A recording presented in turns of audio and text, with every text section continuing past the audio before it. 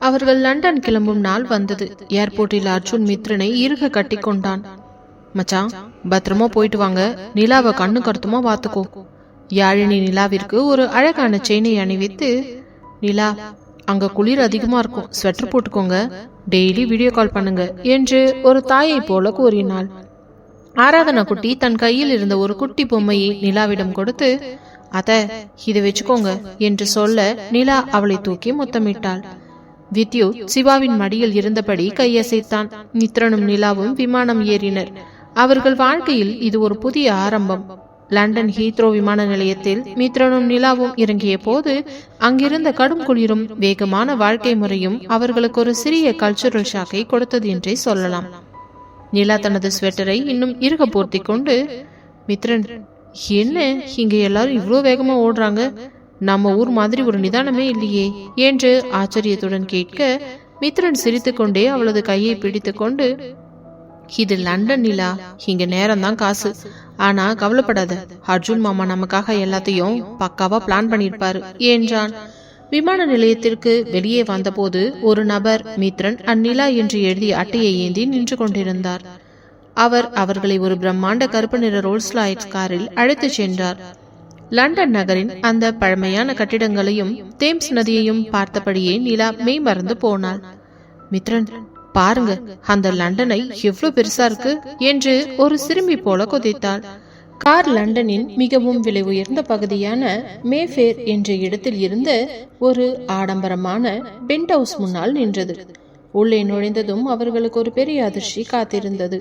அது ஒரு சாதாரண ஹோட்டல் அறை அல்ல. அர்ஜுன் அவர்களுக்காகவே ஒரு முழு வீட்டையும் புக் செய்திருந்தான். அந்த வீட்டின் ஜன்னல் வழியாக பார்த்தால் ஒட்டுமொத்த லண்டன் நகரமும் தெரிந்தது. மேஜை மீது ஒரு பெரிய பூங்கொத்தும் அர்ஜுன் எழுதிய ஒரு கடிதமும் இருக்க, மித்ரா, நிலா, லண்டனுக்கு வெல்கம். இது உங்க 2 பேரோட உழைப்புக்கு கிடைச்ச ஒரு சின்ன பரிசு. இந்த 1 மாசம் நீங்க இங்க இருக்கிற பிசினஸ கத்துக்க போறீங்க. ஆனா அதுக்கு நடுவுல ஒருத்தர் புரிஞ்சுக்க இது ஒரு நல்ல வாய்ப்பு. என்ஜாய் பண்ணுங்க. அர்ஜுன் அண்ட் யாழினி. நிலா அந்த கடிதத்தை படித்துவிட்டு நெகிழ்ந்து போனாள். அர்ஜுனனை எப்பவும் நம்ம மேல இவ்வளோ அக்கறையா இருக்காருல்ல மித்ரன் என்று சொல்லும் போதே அவளது கண்கள் பணித்தன. மித்ரன் அவளை தன் பக்கமாக இழுத்து அணைத்து கொண்டு, ஆமா நிலா, மாமா நமக்கு கொடுத்திருக்கிற இந்த வாய்ப்பை நாம சரியா பயன்படுத்திக்கணும். சரி, இப்ப போய் குளிச்சுட்டு ரெடியாகு. ஸ்டீஃபன் நமக்கு டின்னர் ஏற்பாடு செஞ்சிருக்காரு என்றான். அன்று மாலை லண்டனின் ஒரு புகழ்பெற்ற ஆர்கானிக் உணவகத்தில் ஸ்டீஃபனை சந்தித்தனர். அங்கே மித்ரன் தனது பிசினஸ் திட்டங்களை ஆங்கிலத்தில் மிக தெளிவாக விவரித்த விதம் ஸ்டீஃபனை வியக்க வைத்தது. மித்ரன், உங்களோட இந்த தன்னம்பிக்கை தான் அர்ஜுனுக்கு ரொம்ப பிடிச்சிருக்கு. நாளைக்கு நம்ம லண்டனோட முக்கியமான டிபார்ட்மெண்டல் ஸ்டோருக்கு விசிட் போறோம் என்றார் ஸ்டீஃபன். மறுபுறம் சென்னையில் அர்ஜுன் பங்களாவில் ஆராதனா குட்டி அர்ஜுனை போட்டு படுத்தி எடுத்து கொண்டிருந்தாள். அப்பா, அத்தை எப்போ வருவாங்க? அவங்க லண்டன்ல இருந்து எனக்கு பெரிய சாக்லேட் வாங்கிட்டு வருவாங்களா என்று 10 நிமிடத்திற்கு ஒரு முறை கேட்டுக்கொண்டிருந்தாள். அர்ஜுன் அவளை தூக்கி மடியில் வைத்து கொண்டு, வாங்கிட்டு வருவாங்கடா செல்லம். அத்தை அங்க ஒரு பெரிய வேலைக்காக போயிருக்காங்க.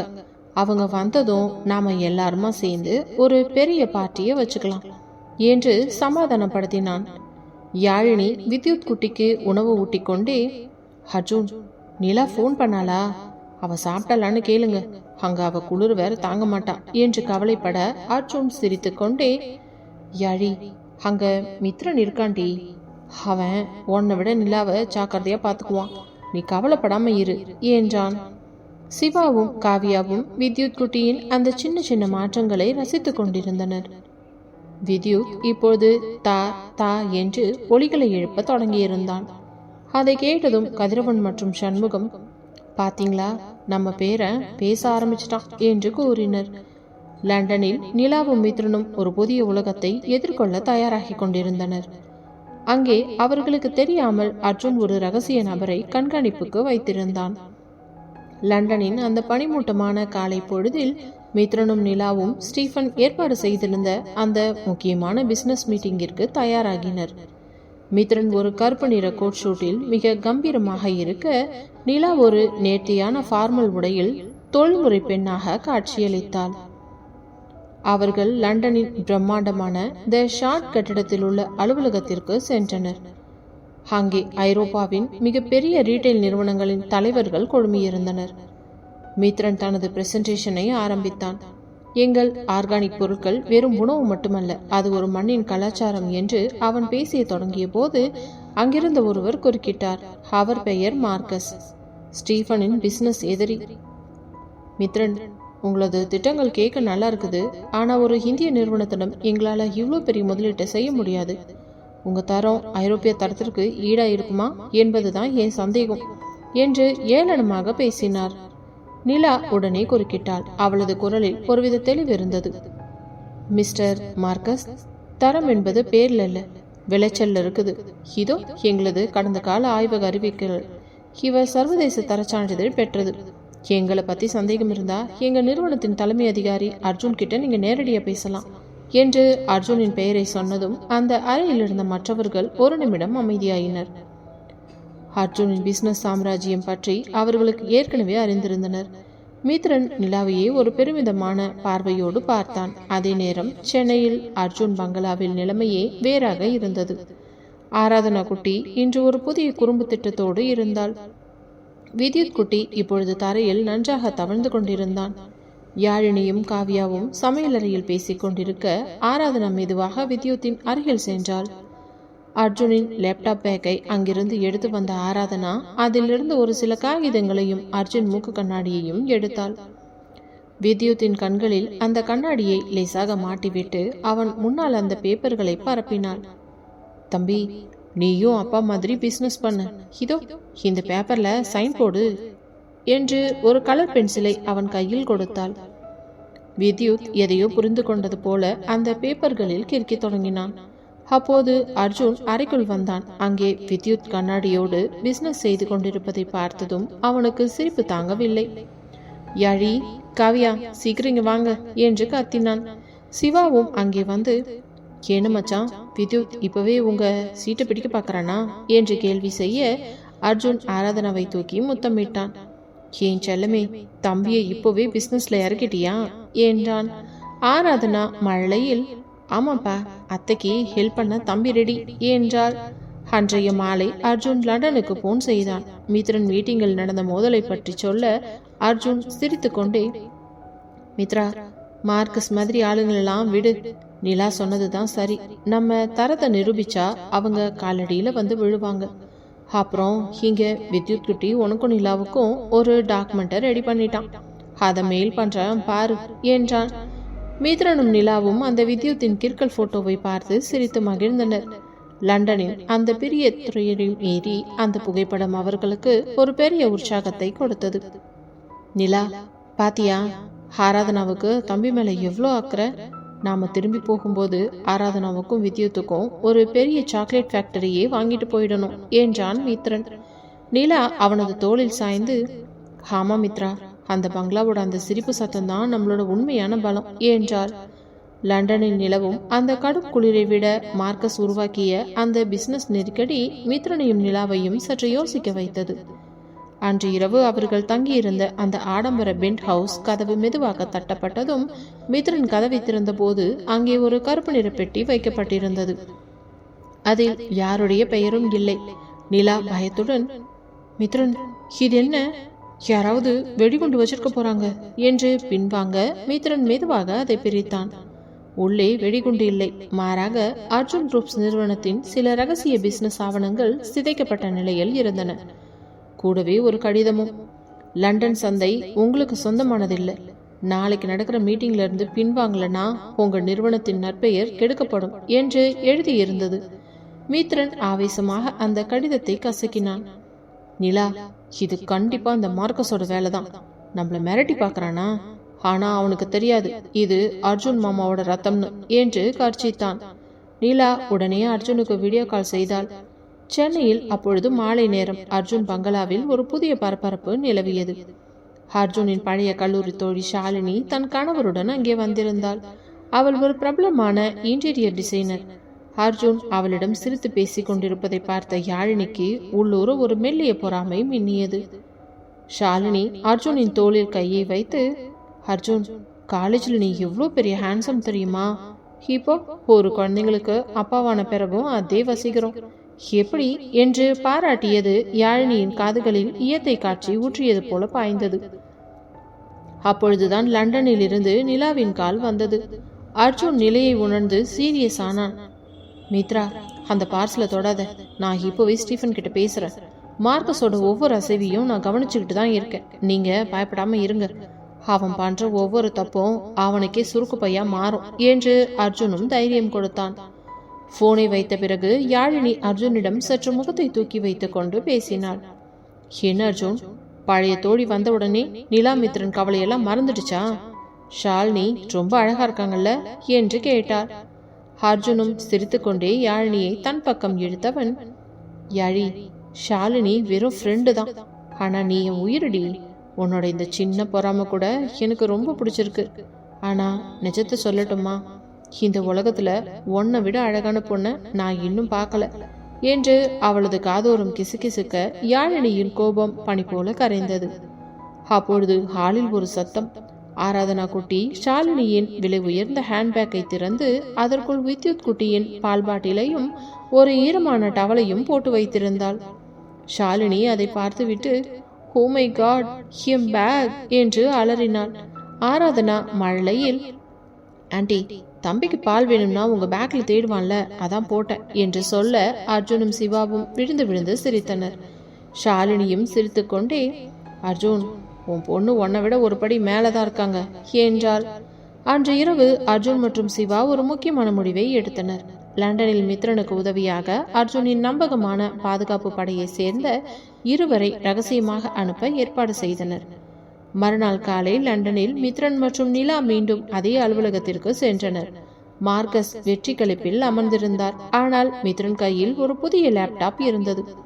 மிஸ்டர் மார்க்கஸ், நீங்க அனுப்பிய அந்த பார்சலுக்கு நன்றி. அதுல இருந்து தான் எங்களுக்கு ஒரு பெரிய உண்மை தெரிஞ்சது. நீங்க எங்க டேட்டாவை திருட முயற்சி செஞ்சப்போ உங்களோட சொந்த கம்பெனியோட டாக்ஸி ஐபி விவரங்கள் எங்க கைக்கு வந்திருக்கு. இப்போ சொல்லுங்க, மீட்டிங்கை தொடரலாமா என்று மித்ரன் கேட்க மார்க்கஸின் முகம் சாம்பல் நிறமாக மாறியது. நிலா அவனை பார்த்து ஏளனமாக சிரித்தாள். அர்ஜுன் கொடுத்த அந்த தைரியம் லண்டன் மாநகரியை மித்ரனின் காலடியில் கொண்டு வந்தது. லண்டனின் அந்த பிரம்மாண்டமான கார்ப்பரேட் அலுவலகத்தில் நிலவிய நிசப்தம் மார்க்கஸின் வீழ்ச்சியை பறைசாற்றியது. மித்ரன் வைத்த அந்த செக்மேட் அவனை நிலை குலைய வைத்திருக்க ஸ்டீஃபன் எழுந்து நின்று கைத்தட்டினார். வெல்டன் மித்ரன், ஒரு பிசினஸ் மேனா உன்னோட இந்த துணிச்சல் எனக்கு ரொம்ப பிடிச்சிருக்கு.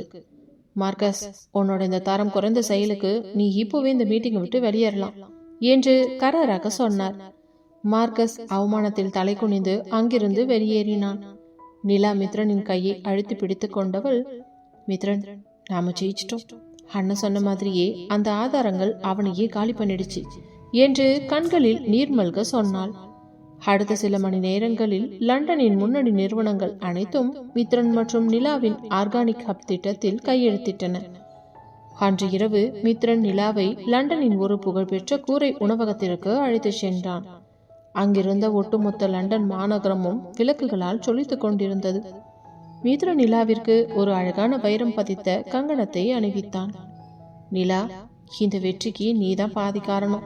ஹே மச்சான் அர்ஜுன் எனக்கு ஒரு பிசினஸ் பார்ட்னரை விட ஒரு உன்னதமான வாழ்க்கை துணையை கொடுத்திருக்காரு என்று அவளது நெற்றியில் மென்மையாக முத்தமிட்டான். சென்னையில் அர்ஜுன் பங்களாவில் மகிழ்ச்சி வெள்ளம் கரை புரண்டு ஓடியது. மித்ரன் போன் செய்து வெற்றியை சொன்னதும் அர்ஜுன் யாழினியை அப்படியே தூக்கி சுற்றினான். யாழி, நம்ம பசங்க லண்டனை ஜெயிச்சிட்டாங்கடா. இதை கொண்டாட இன்னைக்கு நம்ம வீட்டுல ஒரு பெரிய விருந்து இருக்கணும் என்றான். ஆனால் ஹாலில் நிலைமையே பேராக இருந்தது. ஷாலினி கிளம்பி சென்ற பிறகு ஆராதனா குட்டி தன் அடுத்த ஆர்ட் ஒர்க்கை ஆரம்பித்திருந்தாள். இம்முறை அவளுக்கு கிடைத்தது அர்ஜுனின் வெள்ளை நிற அலுவலக சட்டை. அதை தரையில் விரித்து தன் கலர் பென்சில்களை எடுத்து வித்யுத் குட்டியின் கையில் கொடுத்தவள், தம்பி, நீயும் பெயிண்டிங் பண்ணு, அத்தைக்கு நம்ம இதை கிஃப்டா கொடுக்கலாம் என்று சொன்னாள். வித்யுத் குட்டி ஆர்வமாக அந்த சட்டையில் நீலம், சிவப்பு என பல வண்ணங்களில் கோடுகளை இழுத்து ஒரு மாடல் ஆர்ட்டை உருவாக்கியிருந்தான். அர்ஜுன் அங்கே வந்து தன் சட்டையை பார்த்ததும் ஒரு நிமிடம் திகைத்து போனான். ஏய் ஆராதனா, இது என்னோட இம்பார்ட்டன்ட் மீட்டிங் ஷர்ட் ஆச்சே என்று பதறியதும் யாழினி ஓடி வந்து பார்த்துவிட்டு சிரிப்பை அடக்க முடியாமல், அர்ஜுன், இது வித்யுத்தோட முதல் ஓவியம். இதை நீங்க ஒரு பெரிய விருதாவே ஏத்துக்கணும் என்றாள். வித்யுத் அர்ஜுனை பார்த்து பா பா என்று சொல்லி கைத்தட்ட அர்ஜுனின் அத்தனை கோபமும் பறந்து போனது. அவன் தன் மகனையும் மகளையும் வாரி அணைத்து கொண்டான். சரி, இந்த சட்டையை நான் ஃப்ரேம் பண்ணி என் ஆபீஸ் ரூம்ல மாட்ட போறேன். இதுதான் எனக்கு கிடைச்ச உலகத்திலேயே விலை உயர்ந்த சட்டை என்றான் நிகழ்ச்சியுடன். சிவா மற்றும் காவியா அங்கே வந்து, அர்ஜுன், நிலாவும் மித்ரனும் அடுத்த வாரம் வராங்களாமே, அவங்கள வரவேற்க ஒரு பெரிய சர்ப்ரைஸ் பிளான் பண்ணலாமா என்று கேட்டனர்.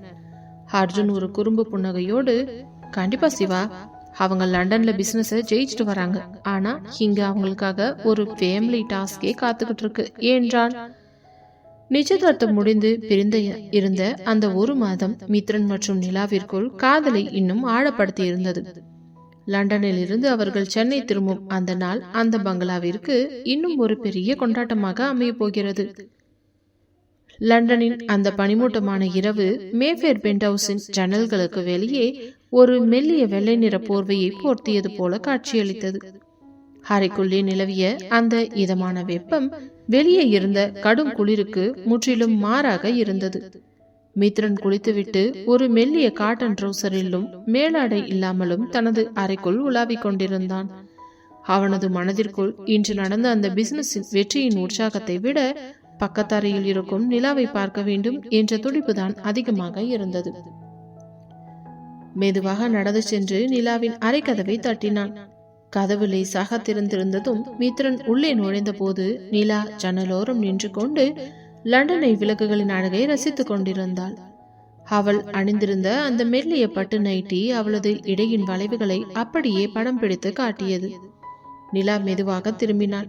மித்ரனை அந்த தோற்றத்தில் பார்த்ததும் அவளது இதயம் ஒரு நிமிடம் துடிப்பை நிறுத்தியது. மித்ரன், தூக்கம் வரலையா என்று நிலா தழுத்தழுத்த குரலில் கேட்க, மித்ரன் பதில் ஏதும் சொல்லாமல் அவள் அருகே நெருங்கி வந்தான். அவனது உடலின் சூடு அவளுக்குள் ஒரு மின்சாரத்தை பாய்ச்சியது.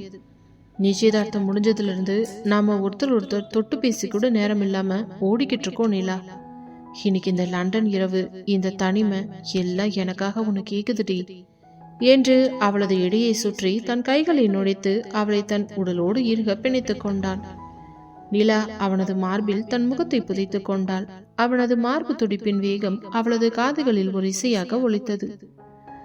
மித்ரன், எனக்கு ஒரு மாதிரி பயமா இருக்கு என்று அவள் முணுமுணுக்க, மித்ரன் அவளது முகத்தை தூக்கி அவளது கண்களை ஆழமாக பார்த்தான். பயப்படாத நிலா, நான் உன் மித்ரன். ஓ அனுமதி இல்லாம உன்னை நான் எதுக்கும் வற்புறுத்த மாட்டேன். ஆனா இந்த நிமிஷம் உன்னோட இந்த தேவத முகத்தை ரசிக்காம என்னால இருக்க முடியல என்று சொல்லி அவளது நெற்றியில் ஒரு நீண்ட முத்தத்தினை பதித்தான். அங்கிருந்து அவளது இதழ்கள் மெதுவாக கீழே இறங்கி அவளது இமைகளையும் பின் அவளது மூக்கு நுனியையும் வருடின. நிலா ஒரு சுகமான சிலிர்ப்பில் அவனது தோள்களை இறுக பற்றி கொண்டாள்.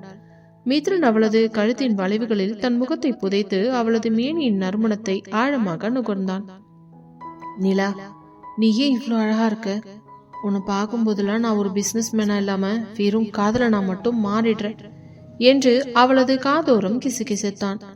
மித்ரன் அவளை அப்படியே தூக்கி கொண்டு மெதுவாக அந்த மென்மையான மெத்தை விரித்த கட்டிலில் கிடத்தினான். நிலாவின் விரிந்த கூந்தல் அந்த படுக்கையில் ஒரு கருப்பு நதியை போல பரவி கிடந்தது.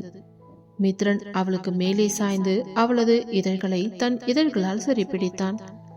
அந்த முத்தம் ஒரு ஆழமான தேடலாகவும் ஒரு நீண்ட கால ஏக்கத்தின் வெளிப்பாடாகவும் இருந்தது. நிலா அவனது கழுத்தை சுற்றி தன் கைகளை கோர்த்து கொண்டு அந்த முத்தத்தில் தன்னையே மறந்தாள். மித்ரனின் கைகள் அவளது மேனியில் ஒரு மெல்லிய கவிதையை எழுத தொடங்க, அவளது இடையை தடவி அவளது முதுகின் வளைவுகளை வருடிய போது நிலா ஒரு சுகமான வழியில் அவனது பெயரை முணுமுணுத்தாள். மித்ரன், போதும் என்று அவள் சொன்னாலும் அவளது உடல் அவனது அணைப்பிற்காக இன்னும் ஏங்கியது. மித்ரன் அவளது தோள்களில் தன் இதழ்களால் முத்திரை பதித்தான். அந்த அறையின் வெளிச்சம் குறைந்து நிலவொளி மட்டும் அவர்களின் அந்தரங்க தருணத்திற்கு சாட்சியாக நின்றது. இருவருக்கும் இடையே இருந்த அந்த தவிப்பு மெல்ல மெல்ல தணிந்து ஒரு ஆழமான அமைதியாக மாறியது. மித்ரன் நிலாவை தன் மார்பில் சாய்த்து கொண்டு அவளது கூந்தலை வருடிவிட்டவன், நிலா, நாம இப்போ உடல் அளவுல ஒன்னா சேரலனாலும் நம்ம மனசு இப்போவோ ஒன்னாயிடுச்சு. எனக்கு உன்னை விட இந்த உலகத்துல வேற எதுவுமே முக்கியம் இல்லை என்றான். நிலா அவனது மார்பில் கோலமிட்டபடி, எனக்கு தெரியும் மித்ரா, உங்களை மாதிரி ஒருத்தர் எனக்கு கிடைச்சது நான் செஞ்ச புண்ணியம். ஆனா சீக்கிரம் நம்ம ஊருக்கு போகணும். அண்ணன், அண்ணி, பாப்பா எல்லாத்தையும் நான் ரொம்ப மிஸ் பண்றேன் என்றார். மித்ரன் அவளது நெற்றியில் முத்தமிட்டு, இன்னும் சில நாட்கள் தான் நிலா, இந்த வெற்றியை முழுசா முடிச்சிட்டு நம்ம கம்பீரமா அர்ஜுன் மாமா முன்னாடி போய் நிற்போம் என்றான். அந்த இரவு லண்டன் மாநகரின் குளிரை தோற்கடித்தது அவர்களின் காதலின் வெப்பம். இருவரும் ஒருவரையொருவர் அணைத்தபடி ஒரு புதிய விடியலை நோக்கிய கனவுகளில் ஆழ்ந்தனர். அந்த பென்ட் ஹவுஸின் ஜன்னலுக்கு வெளியே லண்டன் நகரம் இன்னும் ஜொலித்துக் கொண்டிருந்தது. அவர்களின் காதலை போலவே லண்டனின் அந்த பனிமூட்டமான இரவில் மித்ரனும் நிலாவும் ஒருவரையொருவர் ஆழமாக உணர்ந்த அந்த தருணங்கள் அவர்களின் காதலை அடுத்த கட்டத்திற்கு எடுத்துச் சென்றிருந்தது. ஒரு வாரத்திற்கு பிறகு லண்டன் பிசினஸ் டீல்களை வெற்றிகரமாக முடித்துவிட்டு இருவரும் சென்னைக்கு திரும்பும் அந்த நாளும் வந்தது. அர்ஜுன் பங்களாவில் அதிகாலையிலிருந்து ஏகப்பட்ட பரபரப்பு. அர்ஜுன் நேரில் சென்று ஏர்போர்ட்டில் அவர்களை வரவேற்க திட்டமிட்டிருந்தான்.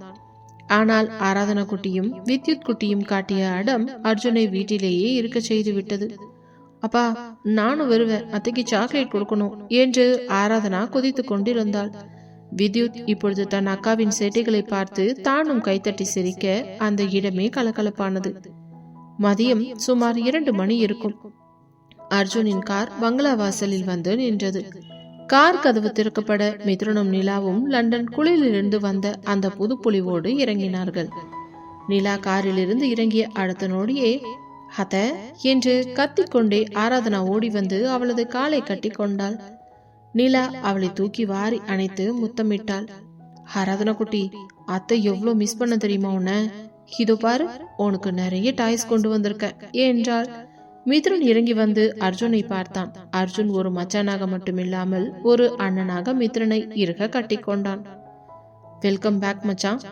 லண்டன்ல நீ பண்ணின அந்த மேஜிக் பத்தி ஸ்டீஃபன் இன்னும் பேசிக்கிட்டு இருக்காரு.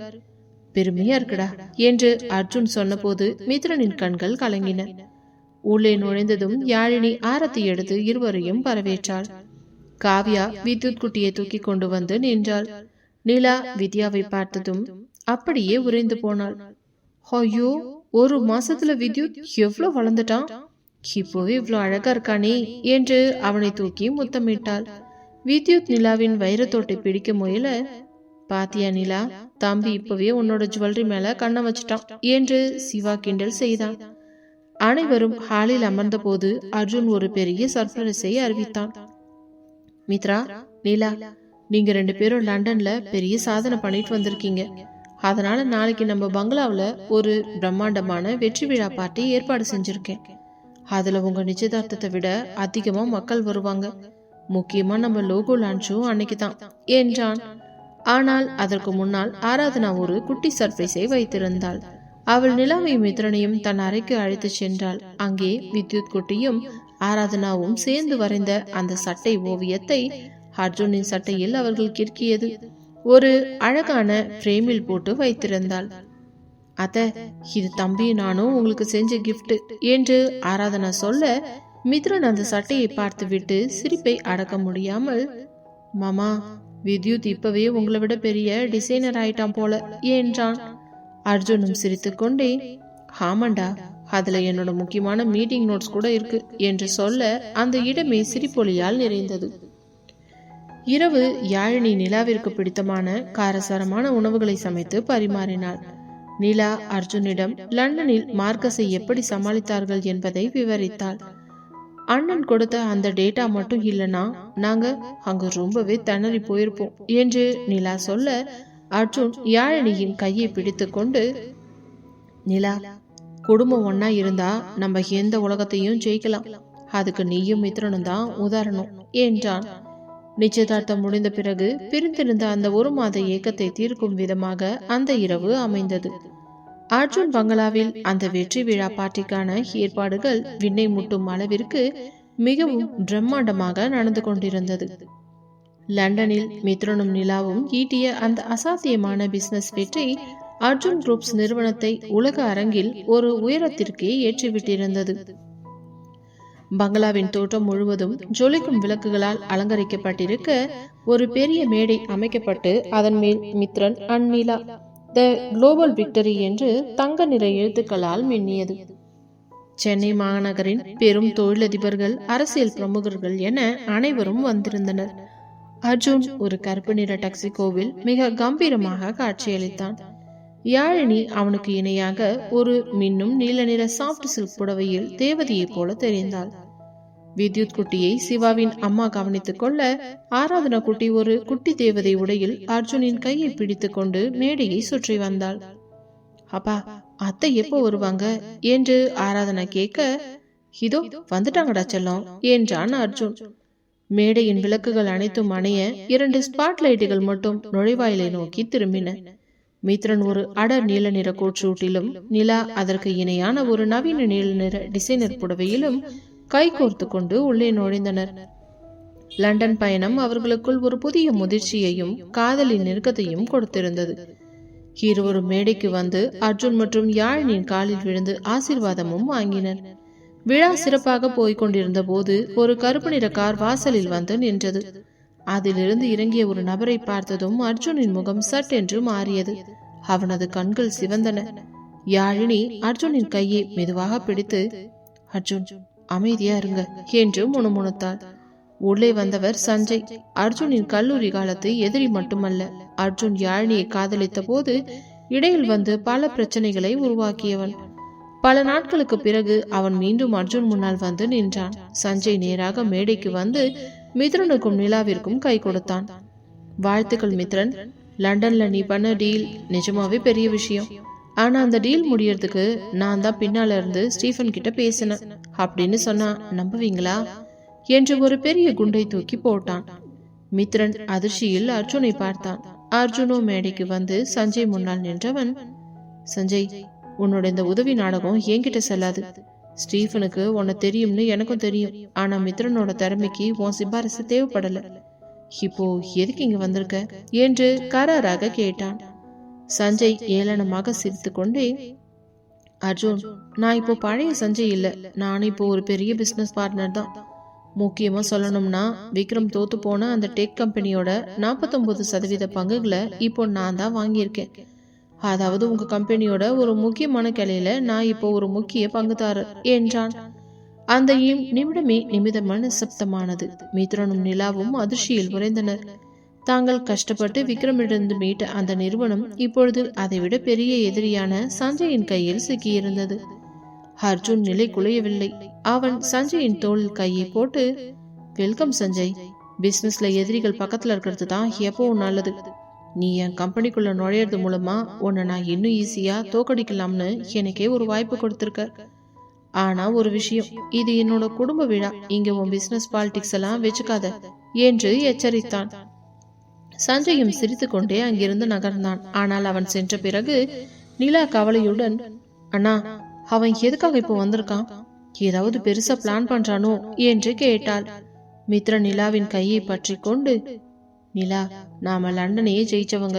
இவனை சமாளிக்கிறதுல நமக்கு ஒரு பெரிய விஷயமே இல்லை.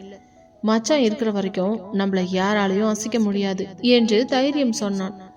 அன்று இரவு பார்ட்டி முடிந்து அனைவரும் கலைந்த பிறகு அர்ஜுன் மற்றும் மித்ரன் இருவரும் மொட்டை மாடியில் தனியாக பேசிக் கொண்டிருந்தனர். மித்ரா, சஞ்சய் சாதாரணமானவன் இல்லை. அவன் இப்போ வந்திருக்கிறதுக்கு வேற ஒரு பெரிய காரணம் இருக்கு. அது அவனோட பிசினஸ் மட்டும் இல்ல, அவனுக்கு யாழினி மேல இருந்த அந்த பழைய வன்மம் தான் என்று அர்ஜுன் சொல்ல மித்ரனின் முகம் சீரியஸ் ஆனது.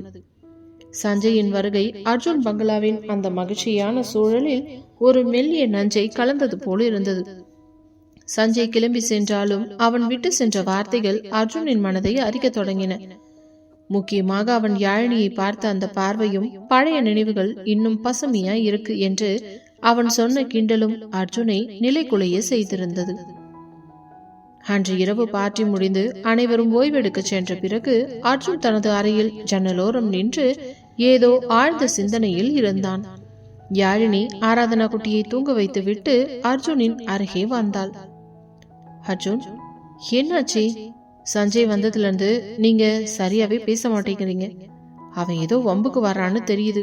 அதுக்காக ஏன் இப்படி முகத்தை தூக்கி வச்சிட்டு இருக்கீங்க என்று யாழினி மென்மையாக கேட்டு அவனது தோளில் கையை வைத்தாள். அர்ஜுன் சட்டென்று அவளது கையை தட்டிவிட்டவன், யாழி, அவன் எதுக்கு இங்க வந்தான்னு உனக்கு தெரியாதா? பார்ட்டி முழுக்க அவன் உன்னையே தான் பார்த்துக்கிட்டு இருந்தான். நீயும் அவனை கண்டுக்காத மாதிரி சிரிச்சு பேசிக்கிட்டு இருந்த. அவன் நம்ம கம்பெனிக்குள்ள நுழைஞ்சதே ஒன்ன நெருங்கத்தான் அப்படின்னு எனக்கு தோணுது என்று ஆவேசமாக சொன்னான். யாழினியின் கண்கள் சற்றென்று கலங்கின. அர்ஜுன், என்ன வார்த்தை சொல்றீங்க? அவன் ஒரு தரம் கேட்டவன். அவன் பண்றதுக்கு நான் எப்படி பொறுப்பாக முடியும்?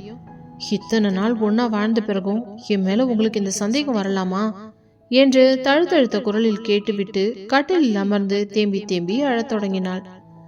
அர்ஜுன் பதில் பேசாமல் கோபமாக அறையை விட்டு வெளியேறி மொட்டை மாடிக்கு சென்று விட்டான். இதை பக்கத்தறையிலிருந்து கவனித்துக் கொண்டிருந்த நிலா மித்ரனை எழுப்பினாள். மித்ரன், அண்ணனுக்கும் அன்னைக்கும் ஏதோ பெரிய சண்டை போல இருக்கு. அண்ணன் கோபமும் மொட்டை மாடிக்கு போறாரு. அண்ணி அழுகிற சத்தம் வேற கேக்குது. இது கண்டிப்பா அந்த சஞ்சய் செஞ்ச வேலைதான் என்றாள் நிலா கவலையுடன். மித்ரன் ஒரு நிமிடம் யோசித்தவன், நிலா, மாமா ரொம்ப எமோஷனலான ஆளு. யாழினி அக்கா மேல அவருக்கு உயிர். அந்த சஞ்சய் அதைத்தான் தனக்கு சாதகமா பயன்படுத்திக்கிறான். வா, நாம போய் இதை பத்தி பேசி தீப்போம் என்றான். நிலா நேராக யாழினியின் அறைக்கு சென்று அவளை அணைத்துக் கொண்டாள். அண்ணி, அழாதீங்க. அண்ணன் கோவத்துல ஏதோ பேசிட்டாரு. உங்களுக்கு அவர் மேல இருக்கிற அன்பு எங்க எல்லாருக்குமே தெரியும்.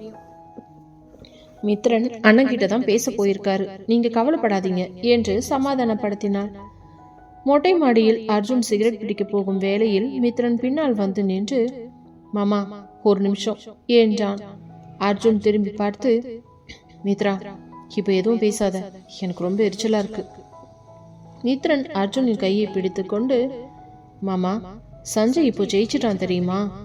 அவன் கம்பெனியை வாங்கினது நம்ம பிசினஸ் அழிக்கல, உங்க 2 பேரோட நம்பிக்கையை உடைக்கத்தான்.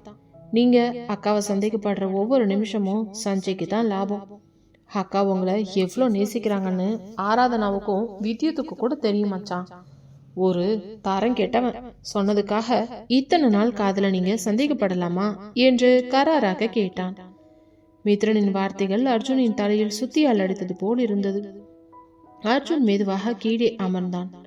மித்ரா, எனக்கு தெரியும் யாழினி தப்பானவல்லன்னு. ஆனா சஞ்சய் அவளை தொட்டு பேசுற மாதிரி கற்பனை பண்ணாலே எனக்கு பைத்தியம் பிடிக்குதுரா என்றான் அர்ஜுன் தலையை பிடித்து கொண்டு. அப்போ அவனை அடியோட ஒழிக்கிறது தான் மாமா புத்திசாலித்தானோ? அதை விட்டுட்டு அக்கா கிட்ட சண்டை போடுறதெல்லாம் கோழத்தானோ என்று மித்ரன் சொல்ல அர்ஜுன் மெல்ல எழுந்து தன் தவறை உணர்ந்தான்.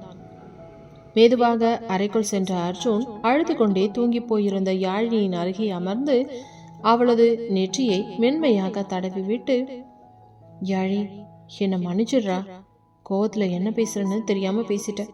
உன் மேல எனக்கு சந்தேகமே இல்லை. அந்த சஞ்சய் மேல இருந்த கோவத்தை உன் மேல காட்டிட்டேன் என்று முணுமுணுத்தான். யாழினி மெல்ல கண் திறந்து அர்ஜுனை பார்த்து அவனை கட்டி கொண்டவள் இருவரும் ஒருவரையொருவர் அணைத்து கொண்டு அந்த சமாதான தருணத்தை உணர்ந்தனர். வெளியே நின்றிருந்த நிலாவும் மித்ரனும் நிம்மதி பெருமூச்சு விட்டுவிட்டு நகர, மித்ரன், மச்சான் தங்கை பாசம் மட்டும் இல்ல, மச்சான் பாசமும் இந்த வீட்டுக்கு ரொம்ப முக்கியம்னு இன்னைக்கு நிரூபிச்சிட்டீங்க என்று நிலா மித்ரனின் கையை பிடித்து கொண்டாள். அடுத்த நாள் காலை அர்ஜுன் பங்களாவில் ஒரு புதிய போர்க்களமே தயாரானது. அர்ஜுன் மட்டுமில்லை, மித்ரனும் கைகோர்த்து சஞ்சயை எதிர்கொள்ள திட்டமிட்டனர்.